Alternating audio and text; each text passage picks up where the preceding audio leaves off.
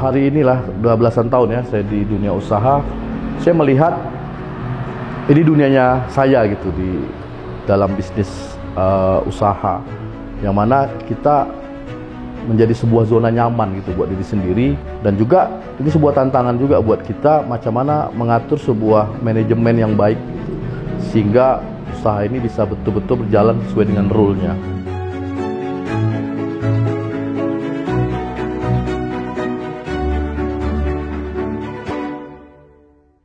Nama lengkap Syahri Dharma Putra, panggilan Putra, kemudian lahir di Tanjung Pinang ya, usia 39 tahun, memiliki usaha kedai kopi dan juga produksi bubuk kopi.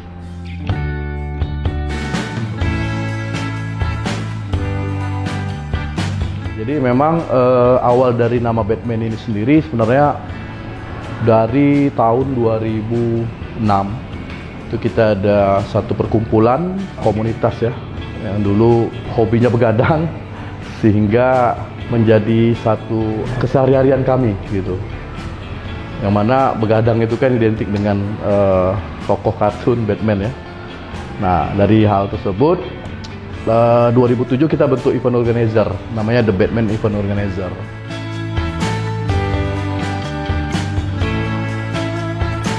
Jadi sebelum buat event organizer itu memang kita hobi musik, kita ada bentuk satu band dan manggung dari tempat ke tempat lain lah. Apabila ada festival, ada parade, kita sempat mengikutinya. Cuma pas di situ kita melihat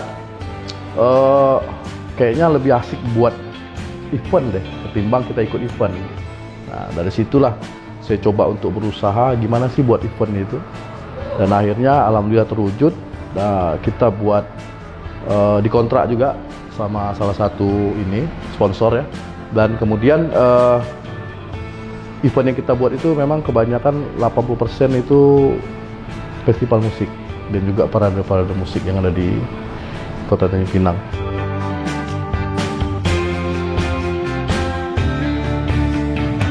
Nah kalau untuk di event organizer sendiri itu kan memang ada masa-masa sulit, di mana memang kegiatan itu agak susah kita buat gitu kan, sehingga memang saya nengok ini harus saya tutup event organizer ini dan mencari usaha yang lain. Setelah itu 2014 Batman muncul kembali, tapi tidak di event organizer, melainkan nama sebuah kedai kopi yang kita ambil dari IO tersebut gitu, Batman Coffee namanya.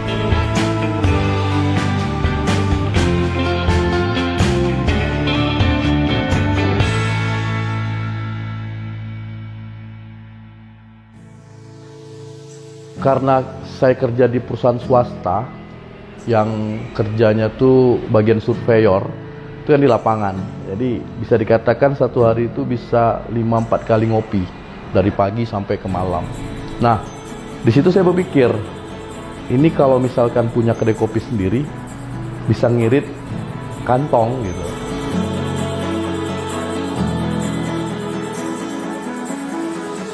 Namun saya pengen buka kedai kopi dengan bukan hanya sekedar kedai kopi gitu, tapi gimana kedai kopi ini punya satu identik di kedai kopi itu sendiri dan punya spesial lah untuk pelanggan apabila datang ke situ. Makanya kita mencoba untuk buat bubuk kopi sendiri agar punya ciri khas sendiri untuk kedai kopi ini sendiri gitu.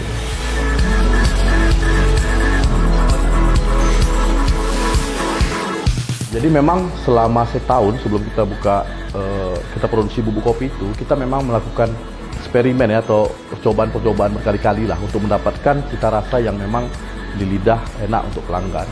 Memang konsep kita Batman ini sendiri bubuk kopi yang bisa masuk dari semua kalangan, baik dari anak-anak, remaja sampai orang tua.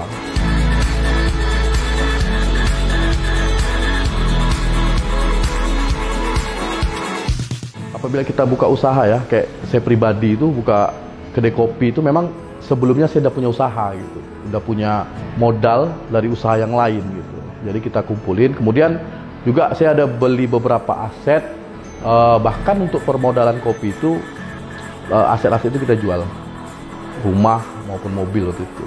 kita jual. Karena kita mencoba untuk jangan sampai join waktu itu dan juga berutang sama bank, sehingga mau tidak mau ya kita mengalah untuk aset kita jual.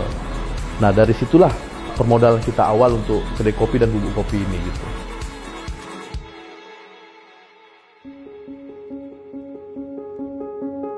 Sebelum buka kedai kopi juga ada beberapa usaha yang kita geluti.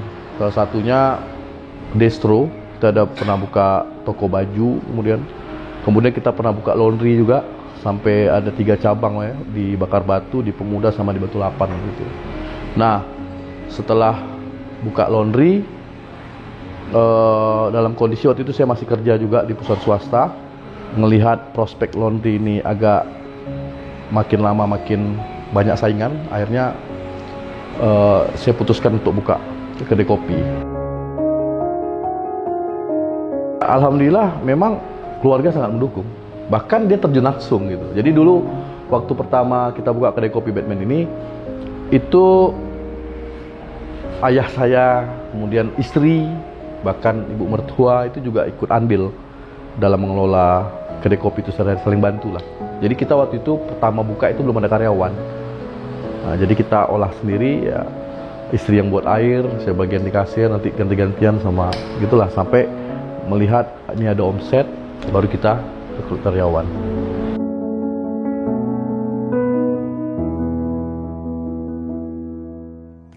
Kalau untuk organisasi dan komunitas ada beberapa yang kita ikutin.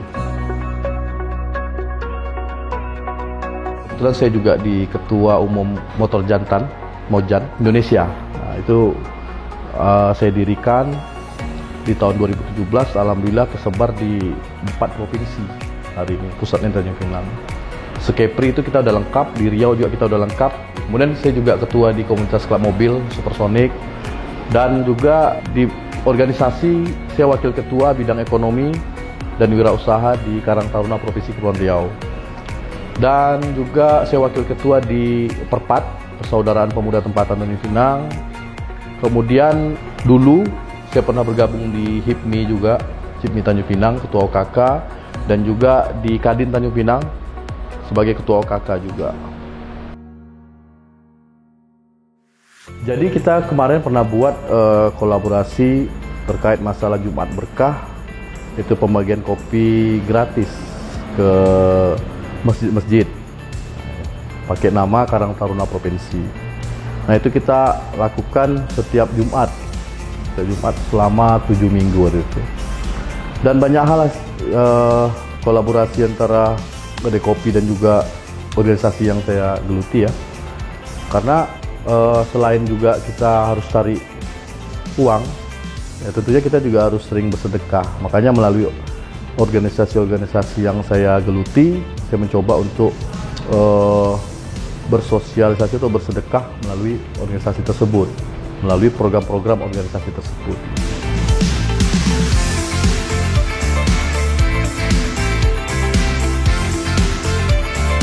Pastinya setiap hari kita evaluasi ya, apa kekurangan dan keluhan dari pelanggan, sehingga itu harus cepat gitu kita tanggapi. Misalkan, oh ini ternyata wifi-nya harus ditambah, kapasitas seperti ini tidak cukup, udah, oh ini kopinya kurang enak. Nah, kita evaluasi karyawan yang buat, kenapa nih kok nggak enak. Jadi setiap hari itu kita memang harus ada dialog komunikasi sama karyawan maupun pelanggan ya, sehingga ini nanti akan membuat usaha ini bertahan ke depannya gitu.